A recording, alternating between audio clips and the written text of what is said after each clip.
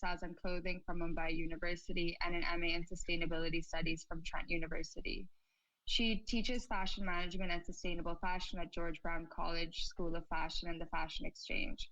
Her subject matter expertise covers sustainable fiber optimization, sustainable fashion perspectives and discourses, domestic and global apparel sourcing, and apparel quality control. Over to you, Leah. Hey everyone, welcome. I'm so happy to be here. Yes, as Michelle said, I'm a faculty member at George Brown College. I teach sustainability and sourcing, and webinars like this are a great way for me to keep teaching and learning. So thank you to Green Story for making this possible. I have worked for 30 plus years in the industry. Before Canada, I worked in India and in Hong Kong. This is where I witnessed the apparel supply chain firsthand. I'm able to speak on those issues. I'm a member of the Circular Economy Working Group for the City of Toronto, and my research is in user-centered design and how circular practices can, extend user satisfaction. I'm very interested in that because it has benefit for local designers as well as for artisans. I'll be your moderator, and more on that after. Our panelists will introduce themselves first. So go ahead. Lavinia, would you like to go? Yes. Hello, everybody. My name is Lavinia. I'm the Corporate Responsibility Manager of Armed Angels. Armed Angels is an eco and fair fashion brand from Germany, on the market since 14 years. Our DNA is sustainability, but we realized that sustainability is not enough and that we need to think about more intelligent and regenerative systems. So we are right now in the process of implementing circularity. And I give over to, shall I name somebody? Margaret. Thanks. Yeah, my name is Margot. I'm here from Koyuchi. We are a San Francisco-based brand that will celebrate its 30th year anniversary this December. Koyuchi makes home textiles using only natural and organic fibers. You can find us online or in-store, including our own retail space in Point Reyes, California, which is actually where we were founded. At Koyuchi, we believe that comfort doesn't begin with design, but it requires respect and inquiry at every step in the process, from soil, chemistry, and our fabrics, the partners we choose to bring our products to life. So I've been with the company since 2012, and much of the work I currently do is in this area. At its core, Koyuchi has always been about celebrating the natural world through textiles. We share many of the goals of the circular economy and have been on our own circular journey since 2017. So I'm looking forward to sharing more with you all today, and thanks Green Story for having us. And over to Jessica. Hi, everyone. My name is Jessica Schreiber. I'm the founder and CEO of FabScrap. FabScrap is a New York City-based nonprofit. We work with the fashion industry to collect and recycle and redistribute excess materials from the design process. So not used clothing and used home goods, but all of the textile waste that's created before those products even hit the shelves. So we're a recycling service for the industry. We're a fabric resource for the creative community here. And we have a volunteer and education program as well to bring people further into the fold of textile waste and give them other options. Oh, and Casper, I'll pass it. Oh, Casper, you're on mute. Now I'm unmute. Thank you. My name is Casper.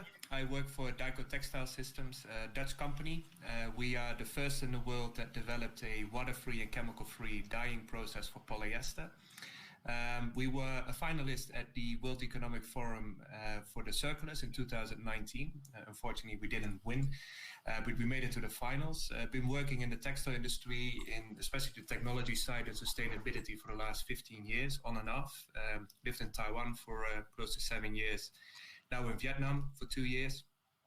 And our technology is a critical part in a circular economy where it comes to not only green materials, but also green processing. That's where we come into the play.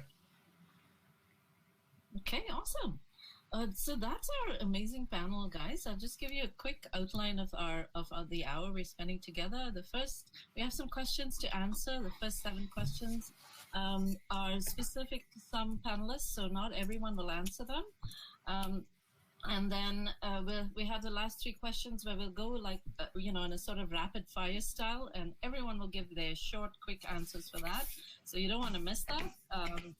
So I'm going to just, to begin this discussion, talk about how the circular economy is generally, described at the moment. We lack clear definitions, but I'll read, what is the circular economy to kick us off. A common description from the Ellen MacArthur Foundation is it looks beyond the current take, make, waste, extractive industrial model.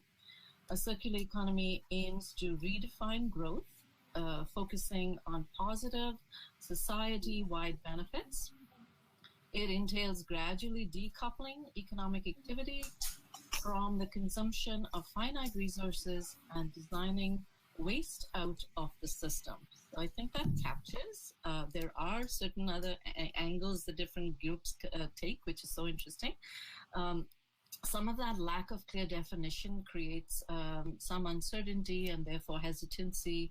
But everyone has targets and goals that they are going to try to meet, and so therefore we have to move, even if there may not be clear definitions at the moment. We're working with these descriptions. There's another thought about this. There's a lack of clarity between the concept and what role products have. So the concept is, obviously all-encompassing, takes into commercial, non-commercial, all stakeholders can participate. But when it comes to circular products, I think of this one stat: 80% of the impacts of products are determined at the design phase. So we must actually think about, how to deliver on the concept through products and through product design. All right, so that's all I'm going to say. We'll launch into our questions. And so for the first questions, I know you're dying to hear from the panelists. Let's talk to Lavinia first. And the question I have for Lavinia is, how do you integrate circularity into your life, into your businesses, and in every facet? Why was circularity something you wanted to target? Well, I think I can talk for myself, but as well for the company I work for. And as I said in the beginning, at Armed Angels, or I personally also believe that sustainability is not enough anymore.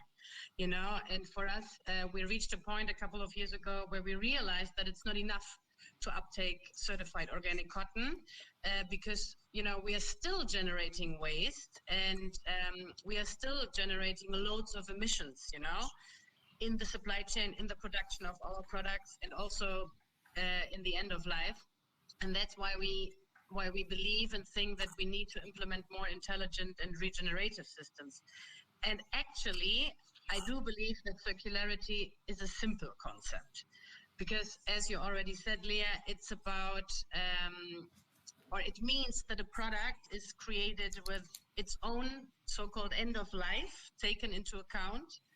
And basically, in a circular economy, once the user or the end consumer is finished with the product, it goes back into the supply chain.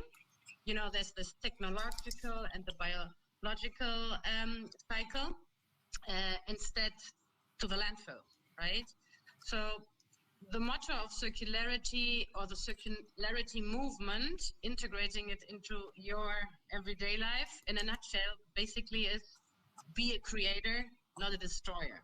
That's what I always tell my colleagues, my family, my friends. And I think if you apply this principle to every decision you make on a daily basis in your private life or business decisions about materials, about suppliers, about transport, about whatever, I think we might get closer to implementing circularity in every facet. And at the end of the day, it's just taking nature's lifestyle as example, because in nature, everything is circular.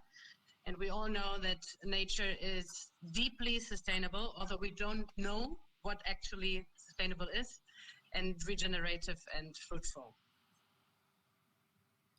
Thank you. I really like that to call waste and destruction, sort of the similar, that's what it is. Why destroy when we create something new? So awesome. I have we're gonna go to our next question. And this is for I'm actually going to open it up. Jessica, Margot, Casper, if you would like to take it in any order. The question is, circularity requires collaboration between brands, consumers, and other stakeholders. So how do you navigate this? What strategic partnerships or collaborations have you undertaken to make this a reality? Jessica, would you like to start us off? Sure. FabScrap works with just over 500 fashion companies at the moment, and we're also sort of opening that up to interior design companies and entertainment companies for their set and costume design. So really any corporate entity that has textile waste, we're able to work with them. And we primarily work with them as a vendor, the same way that they have waste pickup or they pay for paper and plastic recycling. We're asking them to internalize the cost of textile recycling. So much of what we see that's thrown away in the design process are small swatches or cuttings or unused bits that really aren't reusable in any way. And so we shred those and they become insulation or carpet padding or mattress stuffing. And so it's really having them start to understand the difference between donation and recycling. And that's been one big piece that we've navigated as a nonprofit working with for-profit companies. Not everything is a donation, not everything has value. And so what we recycle, there's a service fee for rolls of fabric that are excess or unwanted. We're able to resell those and create a resource for the local creative community. And so in that way, we're working both B2B and B2C and kind of being the connective tissue between those two groups. For example, if there was a fashion student who was looking for some like dead stock denim, I don't know that they could go to Express or J. Crew and just ask someone there if there's like extra rolls of denim. But because we're working at the corporate level on the recycling side, we can then make it accessible to individuals in usable quantities and sort of connect that. And we're able to do that anonymously, which I think has been really helpful in that once we pick up the fabric, it becomes FabScrap fabric. We don't point back to the source. And so in navigating working between like public and sort of business worlds, that's been a layer that's been really helpful for us, is to kind of be that neutral third party where we're not like showcasing like this fabric came from Marc Jacobs, but if you look on our website, you see the partners that we work with. And so you get an idea of the type of quality and type of fabrics that we have available for reuse. So yeah, I think Awesome. Some answers to like the connective tissue between different stakeholders. Totally. It's all about those partnerships and finding ways around the, established links and creating those, new B2 models. So I love it. Thank you. I'm going to ask Margot next, same question, collaborations, other stakeholders, how do you navigate those partnerships? Yeah, I mean, I like what you just said. I totally agree that circularity is built around networks. It absolutely requires strong partners. In 2017, we actually began partnering with a company called the Renewal Workshop as their first home textile brand. And it's through this team that we've begun to transform our own business model. And Jessica, you mentioned the important distinction between, I think, donation and resale. So TRW Renewal Workshop has taught us a lot about sort of how to approach the creation of our own circular model. So what we have developed is takes into account a take-back program, renewal and resale as number one priorities, but we can't actually renew and resell everything. So there is a small role for recycling to play. TRW has what they call a renewal system. And through that, we've actually been able to collect over 43,000 pounds of our own product keeping it out of landfill, and more importantly, enabling us to get it back to customers.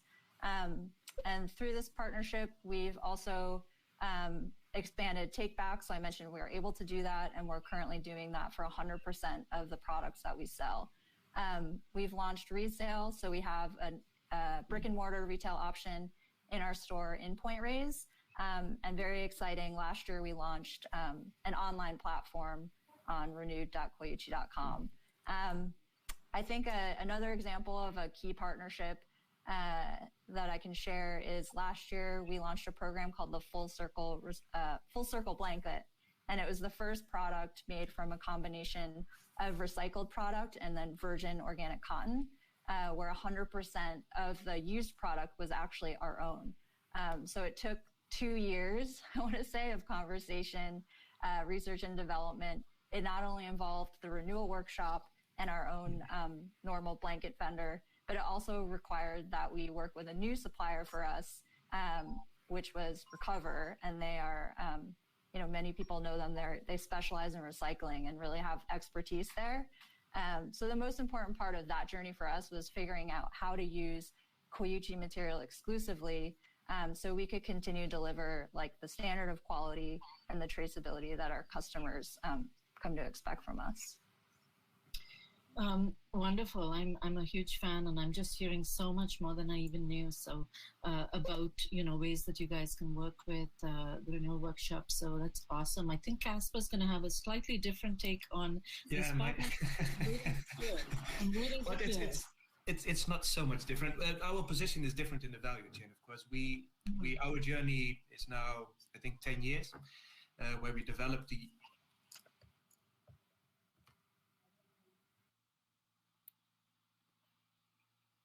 Oh, I think Casper's frozen.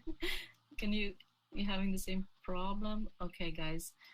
Sorry, Casper's really as far as one can be. So till we get Casper back, I think, should we give it a moment? Not sure. Oh, we lost him. Okay, guys. So I'm actually going to move on till Casper comes back. And we'll start with our next question. What challenges or roadblocks did you face? Were any of your expectations not met? I think this question also relates to the use of technology. So think about the roadblocks you faced, and maybe how technology either helped or maybe did not meet your expectations. Lavinia, I'm wondering whether you could start us off again. Oh, yeah. I got dropped. He's coming back. yeah, I'm not leaving. I give over to Casper again, okay? Or Leah? You get more time. Casper, you ready to go back into, just okay. On the... So our journey is already taking place for 10 years. Our partnerships are basically all B2B. The critical ones are the relationships with the brands we have, the supply chain partners, so the tier 2 suppliers or the tier 1s that have integrated dye houses. And indirectly, we also, of course, need to influence the members of the public, but that is not our business model. But we work predominantly with brands, first of all, to get the technology on the radar, to make sure that they understand that the technology is out there to fulfill their roadmaps. Ultimately, and then the second part is to get the dye houses involved to actually start using it. And that's a technology validation where brands come into play. The consumer is not in the picture in this moment. The consumer is never in the picture when it comes to investments, because it's all driven between the B2B partners.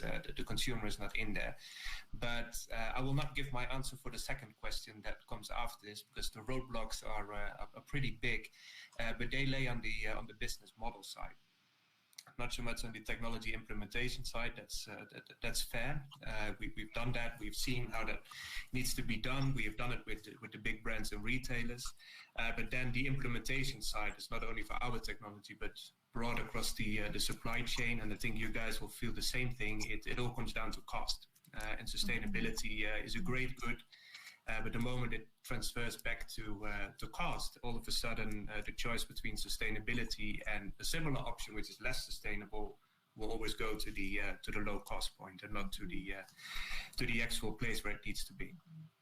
I think, Casper, you started us off on, the challenges and roadblocks. So I'd love to, if you could just keep telling us how maybe, what those are, maybe what expectations were there from technology that maybe you yourself, your company faced and was not able to roadblock. Yeah, go for it.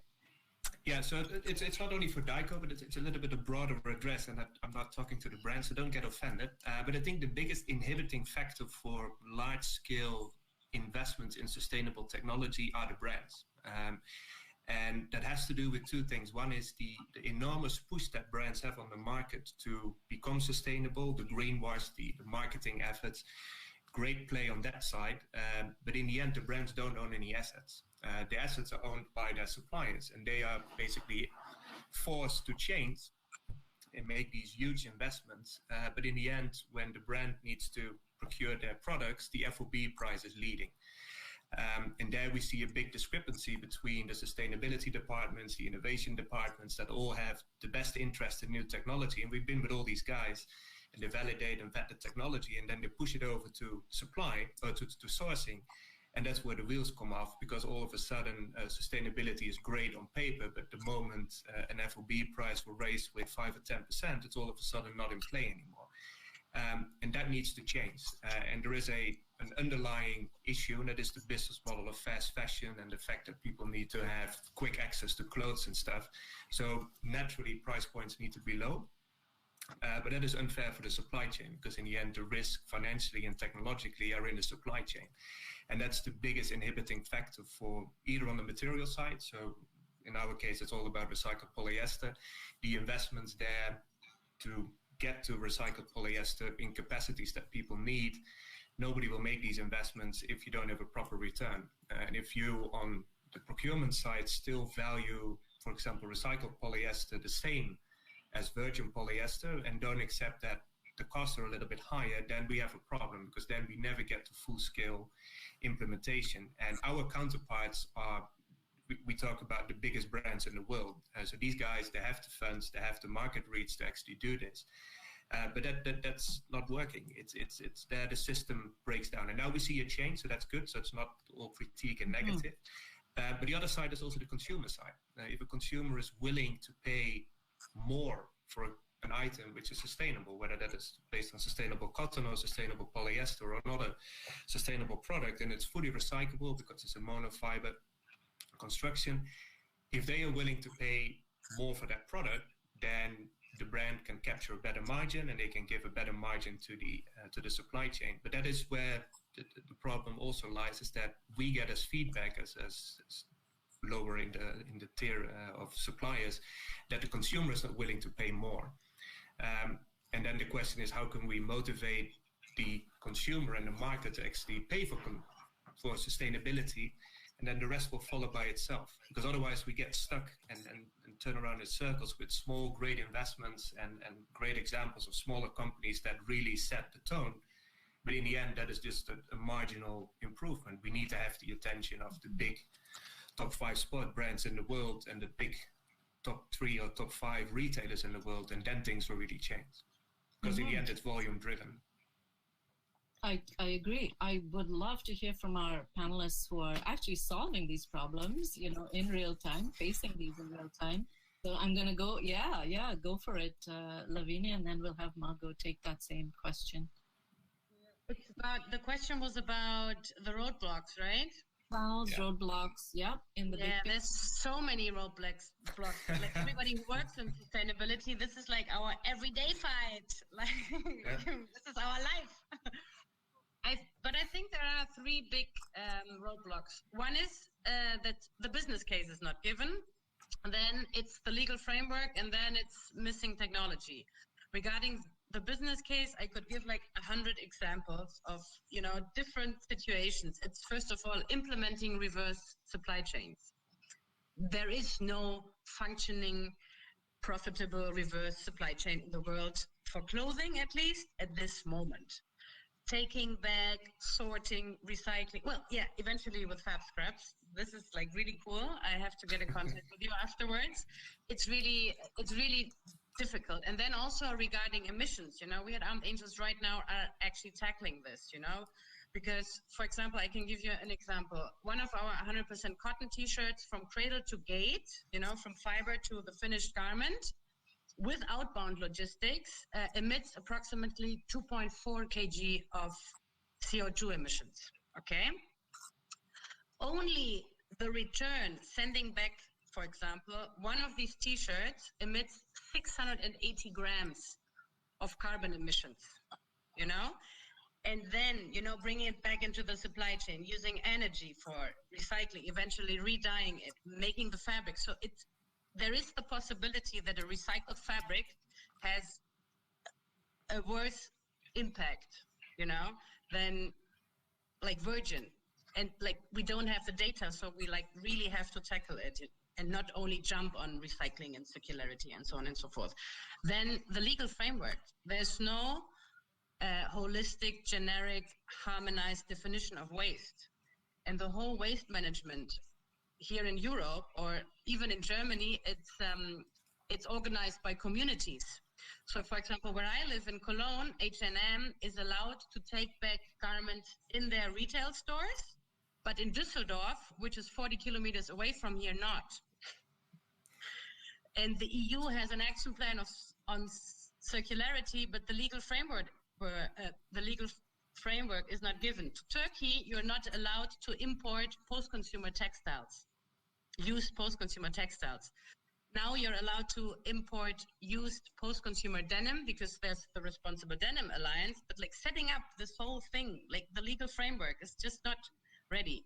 And then obviously technology is missing, and you're so right. We brands have to invest and should, make budget for that. For example, in our case, we are right now testing the so-called Circularity ID, which is an NFC tag, which will be sewn into our garments. And basically the end consumer is able to scan the NFC tag with the cell phone, and then he or she receives all the information on the garment, chemistry, blah, blah, blah, blah, blah, and also recommendations what to do at the end of life. And this T-shirt can actually be given into any old clothing container here in Germany, because right now all sorters and recyclers in Germany of old clothes have one of those scanning machines in their facilities.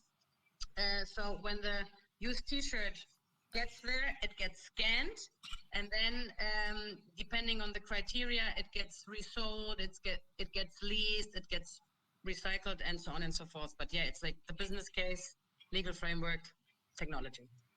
Yeah. Wonderful. Yeah, such great examples. Thank you. I want to follow up on all of those. Margot, do you want to take that question finally? Roadblocks, challenges, and I know you guys are already doing that, right? Accepting returns, etc. So go for it. Yeah, Lavinia actually just solved my big current roadblock, which is the tracking of the garments. That's true. Yeah, no, you really outlined, I think, what the challenges are in a very succinct way. I can give one small example again from our partnership with TRW and the recycled blanket we worked on, which is a challenge for the entire industry, which is fiber content. So when TRW collects data that they share out to all the brand partners twice a year, just so we can track over time what we're collecting and the environmental impact and the savings are. Across all of the partners, over 60% of what has been collected so far is made from a blended material. So again, recycling is going to be a last resort within the circular economy, but still, it does have a role to play within the system. They're very limited recycling technologies for blended materials.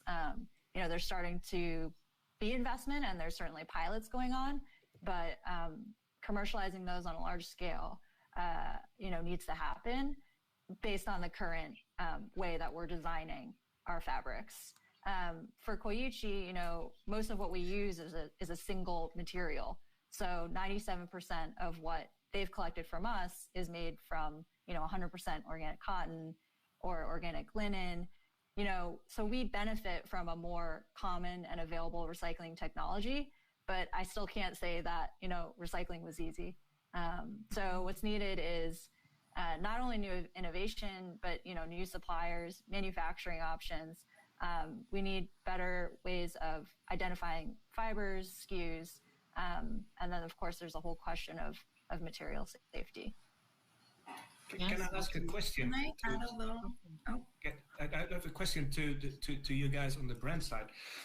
So in your creative design process, because Marco, you already focus on monofiber constructs, but how do your designers deal with that if you limit them in their choice of you can't use this fancy fabric because it's a multi-fiber fabric, or you can't use this stretch fabric? How do you deal with that internally to make sure that you design something that can be recycled?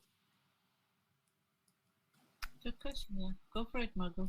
I think that was for you. I mean, at Koyuchi, a lot of our ability to, sort of evolve our business model comes from the fact that our values overlap with a lot of the circular economy principles. We have always used 100% natural materials. About 90% of what we're making every season is made from cotton. So it's really always been a cotton-based brand. We have had a lot of conversations of how to evolve our fiber mix, but all within natural materials. So we're not using any spandex or even regenerated cellulosics. Okay. Jessica, you wanted to say something? Yeah, I wanted to share just a little bit more about like the roadblocks on the recycling side, because Margot, you kind of like touched on this, but we are collecting swatches from 500 different companies. And so that's in the tune of like 4,000 to 8,000 pounds a week of swatches and fabric coming through.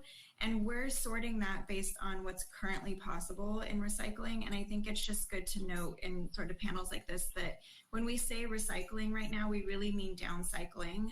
It's shredding the fabric and it's becoming this like low grade fiber pulp that becomes insulation or carpet padding or mattress stuffing. But true recycling would be fiber back into fiber. And there's very few companies that are working on that. And like you said, Margot, like very few that are ready to scale up. And they're mostly around pure fibers, like 100% cotton, 100% poly, maybe 100% nylon. And so because we're collecting so many swatches from so many different companies, and we're sorting based on what we know the fiber types to be, less than 10% would fall into that recyclable category of like 100% cotton, 100% wool, 100% nylon. So much is a blend. And then when you look at the blends that have spandex, which can't be shredded because it melts in the shredding process, even what can be downcycled is really maybe 45% of what's collected. And so there's about, I don't know, another 45 to 50% that can't be recycled and can't be downcycled, and it's because of the blends. And so, yeah, I would say at least end of life, the recycling piece still needs a lot of investment and time. And I like looking at other commodity streams, like if you look at paper and plastic where they're optically sorting with puffs of air and things can be moved at such high volumes. I think some of that is also because textile recycling has lived for so long with nonprofits. And we're just starting to see for-profit companies start to get involved in textile recycling. And so there's more investment and time that's needed there. That's an interesting insight. Thank you.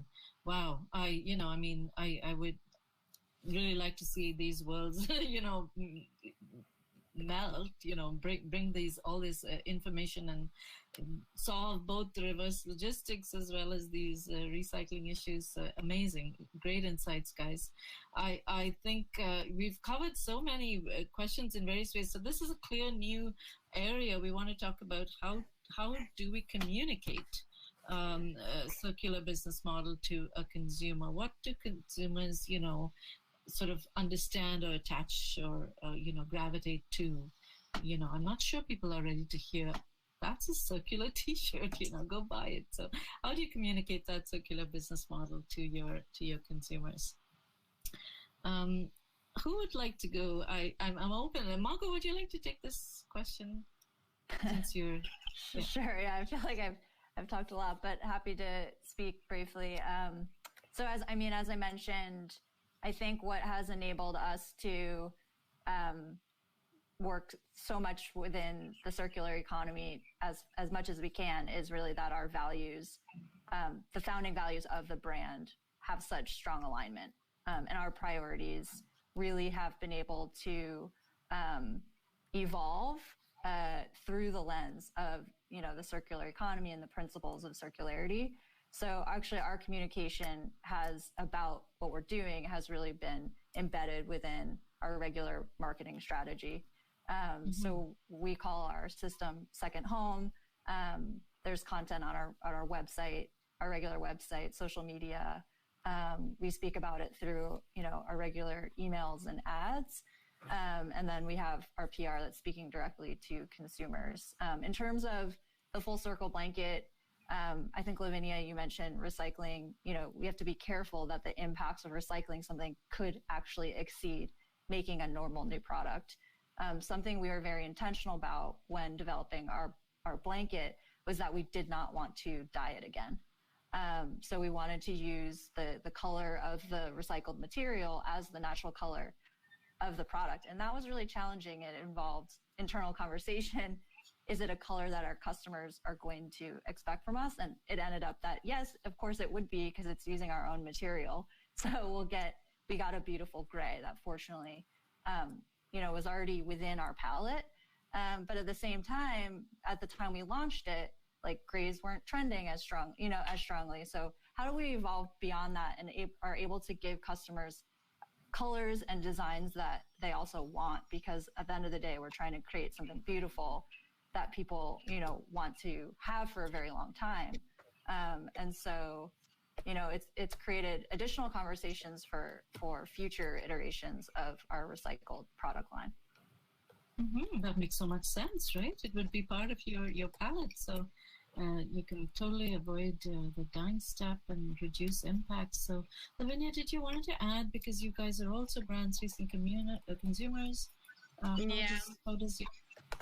Yeah, I can eventually quickly add, because at Armed Angels for now, our communication on circularity was basically focused on the slogan or sustainability claim that we are turning trash into something new, because we have implemented a take-back system. We have collected our cutting waste for all our jersey for 3 years. We made fabrics out of it, and so on and so forth. But I can tell you, like communicating it internally as well as to the end consumer is a challenge, because it's not a product. It's not like a tiny item. It's a whole school of thought. And I do believe also in our case, we have to do a better job, because I think to talk truthfully about circularity and waste, the whole industry and the whole world needs to accept that it's not just the new good thing, waste, It's not just about recycling, as we said before. It's about creating an industry, a system where environmental justice is most important. And I think there's like 3 big parameters or steps which make out the system, which is like waste and pollution is eliminated. Every kind of waste. Also, people shouldn't get wasted in the supply chain, right? We always forget about people. Products and materials are kept in use. And there's one more. Natural systems are regenerated, because also in organic agriculture, we can do a better job. We can improve agricultural methods, and we can, give back more to the soil as we took from it. And I think this is the big challenge. And at least at Armed Angels, I think we can even do a better job when it comes to communication. I'm a big fan of your certifications, the GOTS, the Fair Trade, Fairware, etc. All, good partners to get right to the start of the supply chain or the agriculture piece. Okay, guys, so we're going great, and I'm looking at the time. We have 5 minutes left, because we want to leave time for the audience questions. The next questions I wanted to ask is a response from consumers. So how do you communicate, and then what's the response? Who are the other stakeholders, and what has their response been? I'll give you that question, Jessica. Serving primarily as a service for the fashion industry. It's been really exciting to see so many brands sign up to recycle and reuse textiles with us. We're in the really fortunate position that we're still just responding to demand. I think there's been a lot of shift in sort of like brands' feeling of responsibility, whether or not it's greenwashing and just like wanting to do something, or if it's coming from like real internal change. We have seen a lot of demand for service. Because we're operating sort of as a fabric thrift store for consumers, the response is great because it's really high quality fabric for thrift store prices, and it's safe from landfill. So you're ticking like a lot of boxes for people. And we try to like over communicate the impact that it has to choose to reuse something instead of buy new.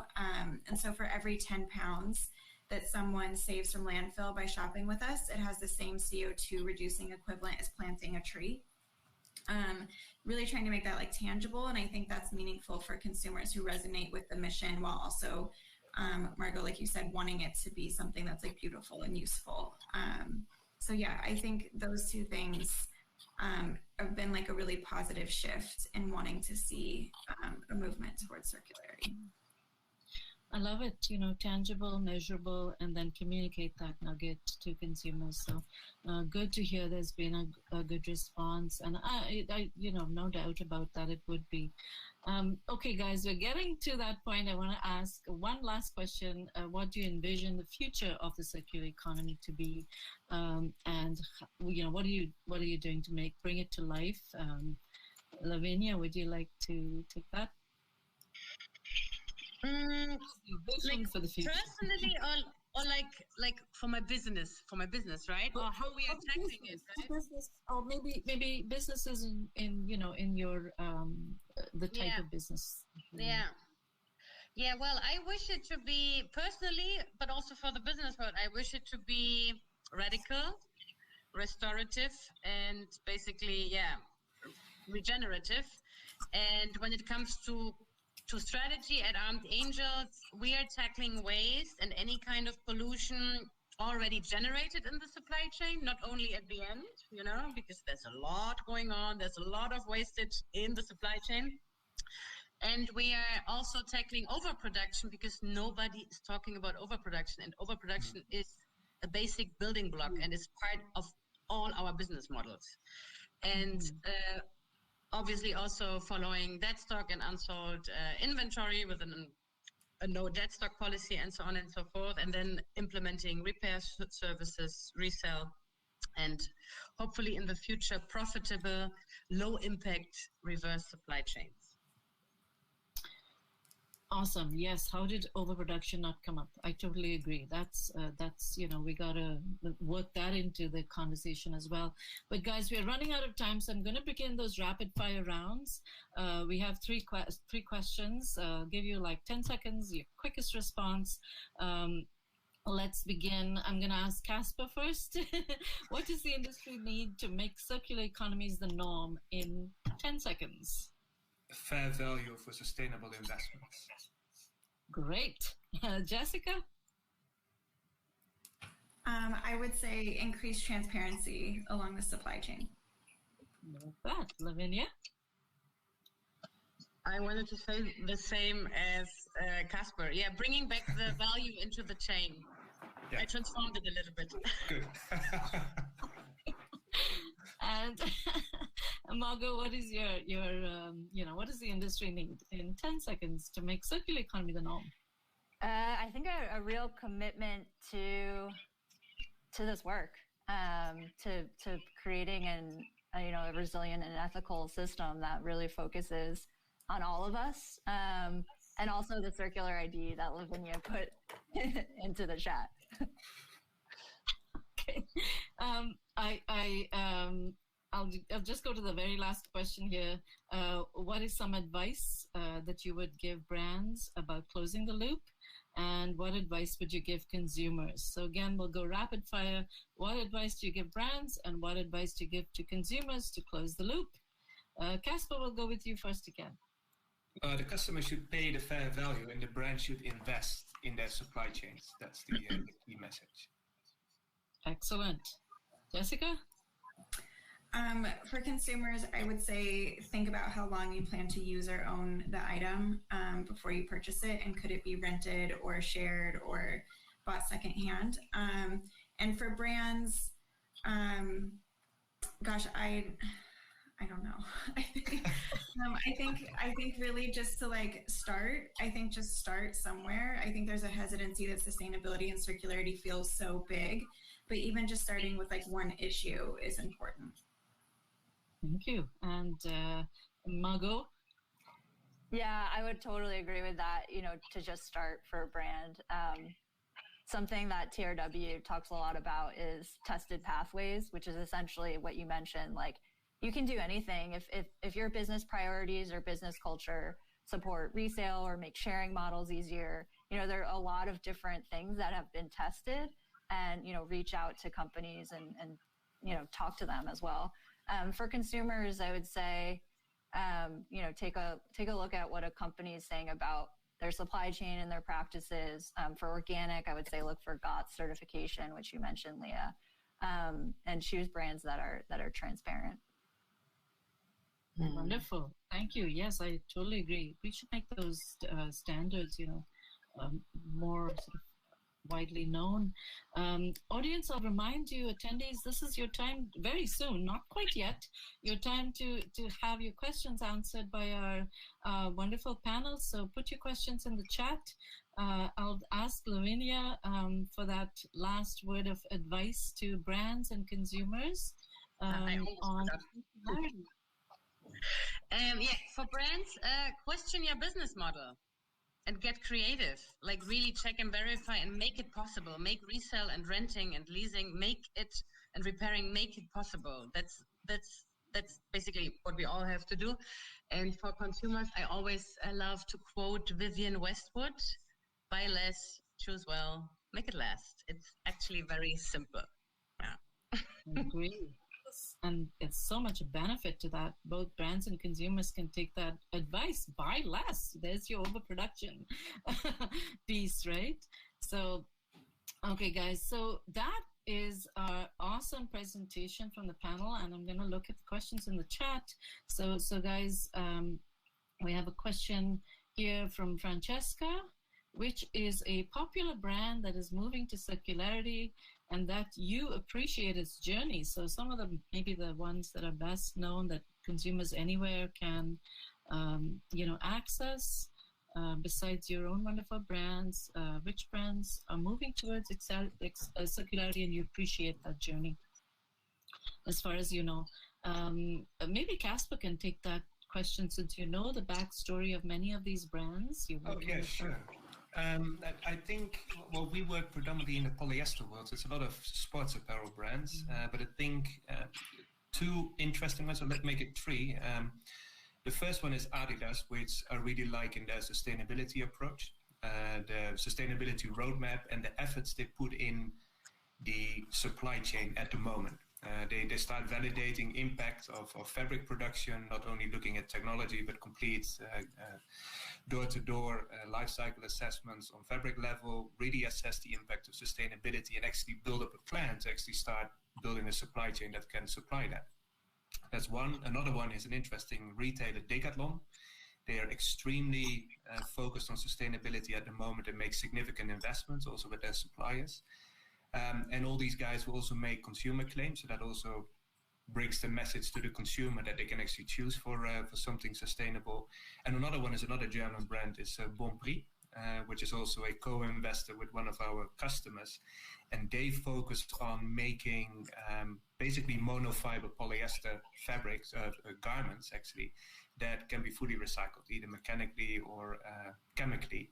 And then you can close the loop. And then indeed what Lavina said, if you can make it so that you can actually collect that stuff and bring it back into the supply chain, and you can fully recycle it. And nowadays with chemical recycling of polyester, it's basically infinite recycle cycles.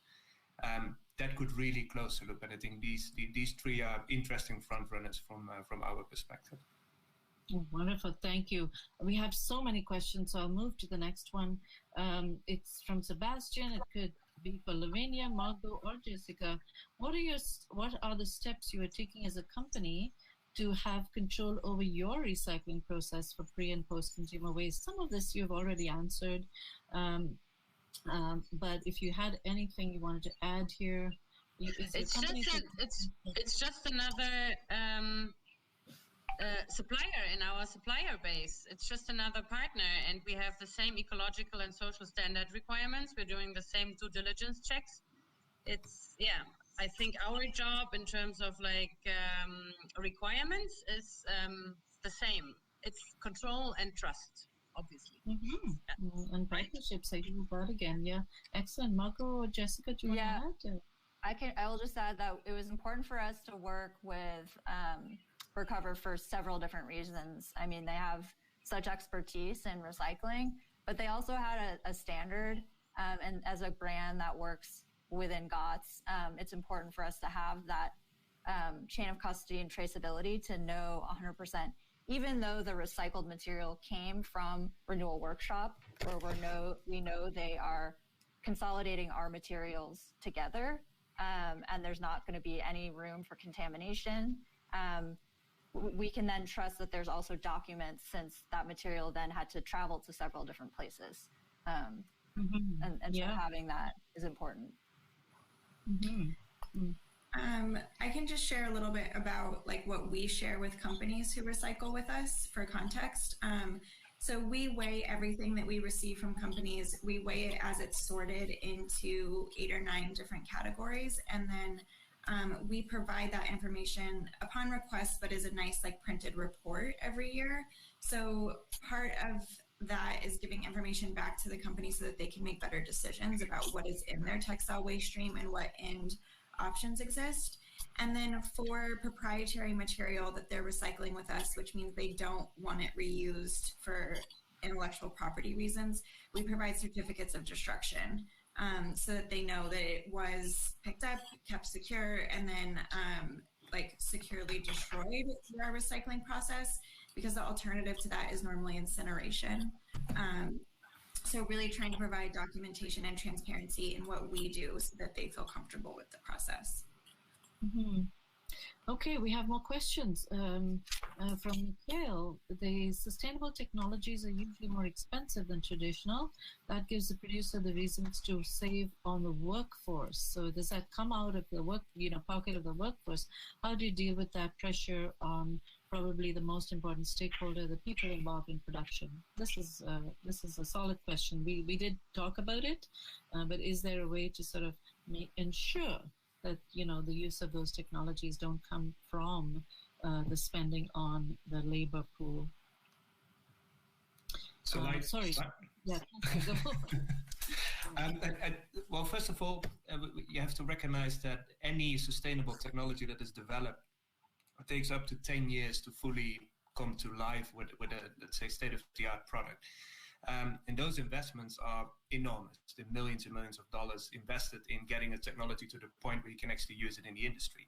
But you compete with an industry that is fully developed, right? You compete with a very solid, robust infrastructure that is fully amortized. So there is always an investment discrepancy because you need to recoup the investment costs in R&D. So by definition, new technologies are more expensive. But they don't always lead to less labor.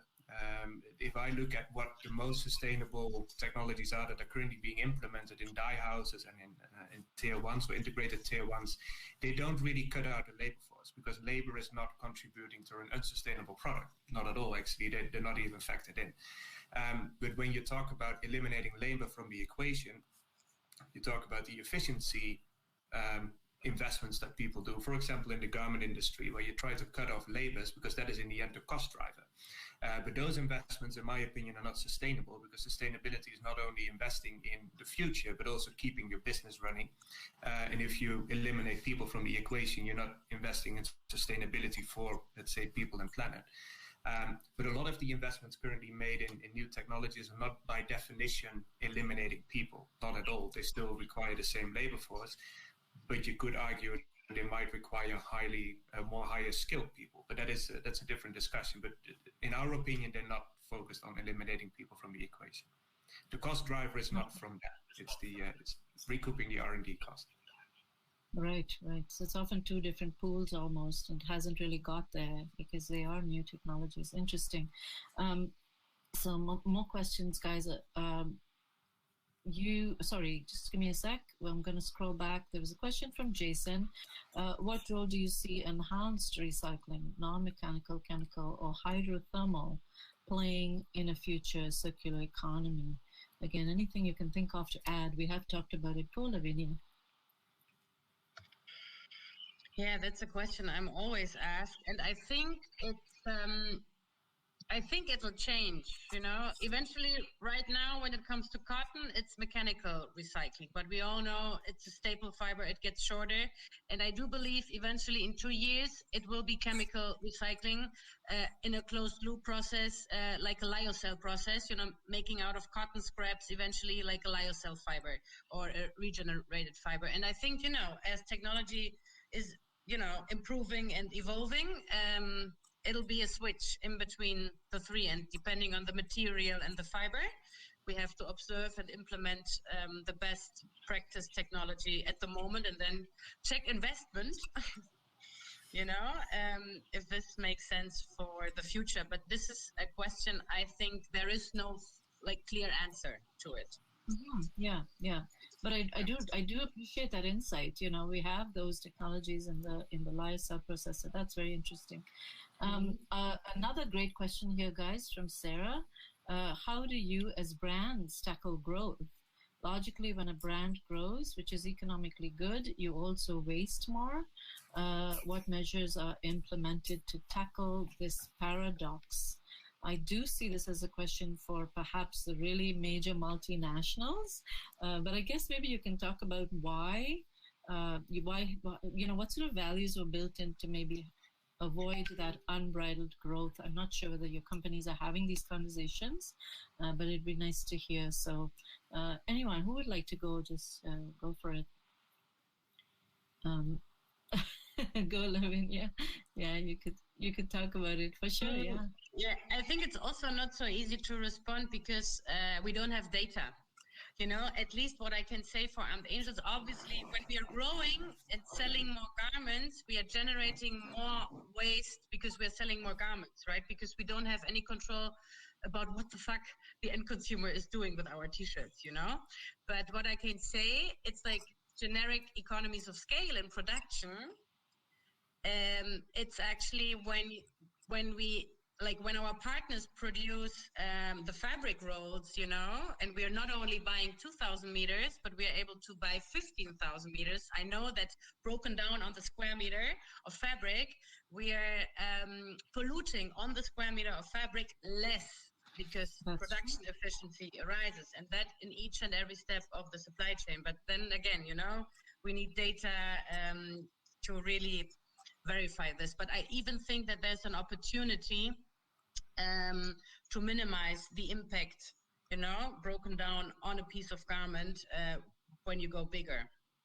Mm-hmm. That is an interesting paradox because I know that people make that argument for sustainability, right? That scale saves, but then you also lose control. No. Like when we talk about like the sewing unit, for example, smaller brands, I mean, I don't want to say anything against smaller brands, but smaller brands are producing 500 pieces, you know, of one garment. And normally a seamstress needs at least 500 pieces to get the quality right, you know, and then she can start, you know, sewing the 3,000 to 5,000 pieces, and then you don't have any waste. In general, no waste. You don't have any quality problems. So mm-hmm.